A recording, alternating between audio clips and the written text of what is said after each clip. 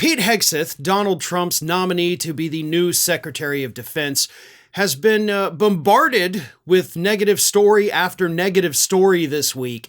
And just when you think, of course, man, it can't get worse than this, it immediately gets even worse. So Hegseth is in a lot of trouble, and Donald Trump knows this.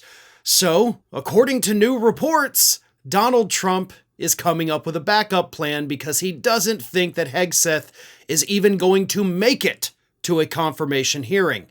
Hegseth may end up going the way of Matt Gaetz and withdrawing his name from consideration due to the fact that even Republican senators are now coming out, people like Lindsey Graham, saying that it's, troubling to say the least about all these reports about him. So, who is this mystery fella that Donald Trump could be picking to replace Pete Hegseth? None other than the man that Donald Trump calls Ron DeSanctimonious, known to the rest of us as Florida Governor Ron DeSantis. Now, DeSantis does have military experience, and of course Hegseth does too, but DeSantis' military experience is, of course, a little bit more extensive, and of course he did serve as a JAG officer, so he knows a little bit more about the ins and outs of the military law than Hegseth would. So, just based on resume alone, obviously DeSantis is a more qualified pick. But Donald Trump spent a year or more trashing Ron DeSantis. Again, Meatball Ron, making fun of him all the time, making fun of his height, and of course calling him Ron DeSanctimonious. So could he really pick DeSantis? I mean, is that something that Donald Trump would do? Probably. I really do think that. And here's why. Ron DeSantis has been a horrible governor for the state of Florida. He has been absolutely dismal on civil rights, on human rights, on environmental issues, on economic issues. The list is endless because he is so focused on what he calls woke that he's actually not doing anything to benefit anyone. But all DeSantis has are really bad policies. He doesn't have the baggage that Hegseth does. So if you're looking for somebody that, oh boy, we can go after them, they've got scandal after scandal after scandal, DeSantis ain't that guy. Like, I hate to break it to you because I've covered him ever since he was, running for governor the first time.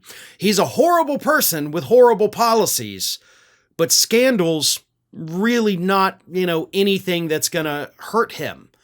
So he would sail through an easy confirmation process if Donald Trump were to nominate him for defense secretary.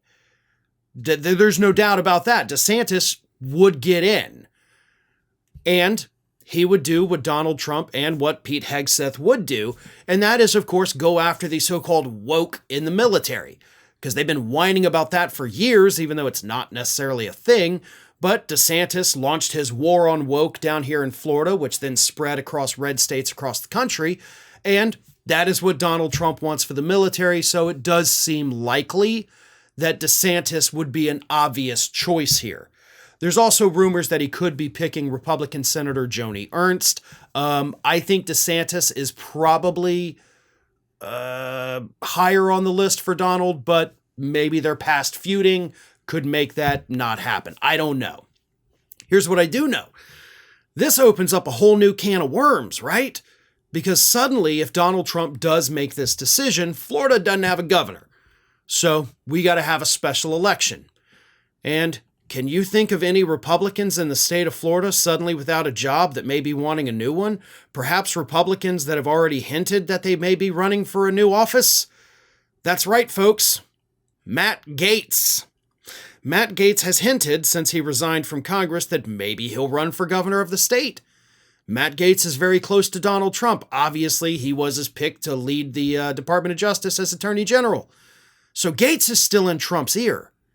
So it could be that Gaetz is behind the scenes telling Donald Trump, listen, I want to be governor of Florida, but I don't want to have to sit and wait 2 years for this guy's term to end. But if you can get him out of the way now, I could run for governor. That's a real possibility.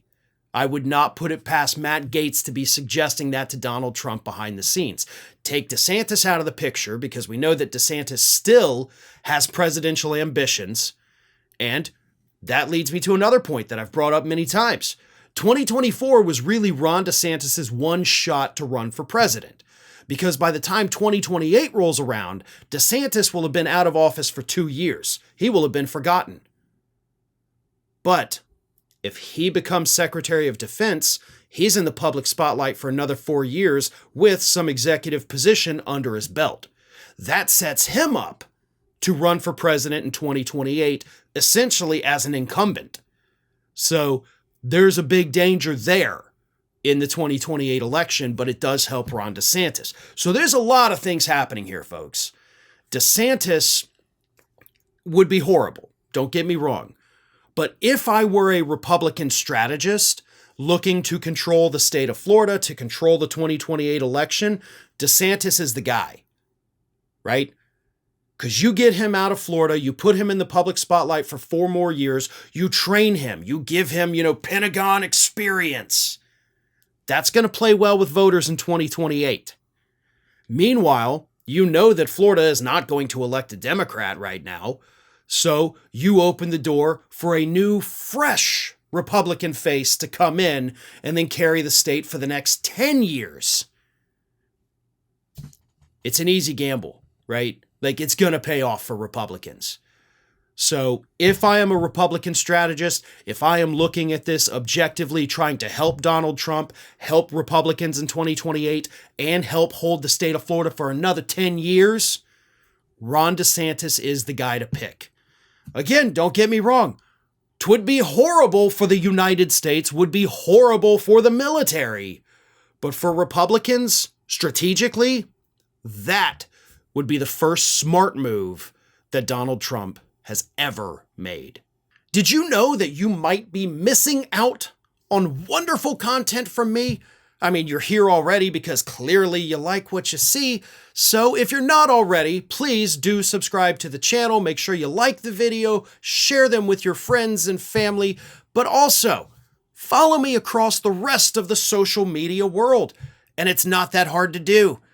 Whether it's X or Twitter, whatever you want to call it, Facebook, Instagram, TikTok, Threads, on every one of those platforms, you can find me at the username @FarronBalanced. Simple enough, right? So get on it. And if you don't feel like going to each one of those outlets individually, lucky for you, we have links in the description of this video to take you right to my pages across all of social media. So don't miss a minute. And while you're at it, make sure you're also subscribed to the Ring of Fire YouTube channel, which I have been hosting for many, many years now. We've got more than 1 million subscribers over there, and there is fresh content over there every single day of the week. So again, if you're not subscribed, subscribe to this channel, and while you're at it, go subscribe to Ring of Fire at youtube.com/The Ring of Fire and @FarronBalanced across every social media platform that, of course, is not considered just a far-right hellscape. Well, maybe Twitter is, but that's a story for a different day.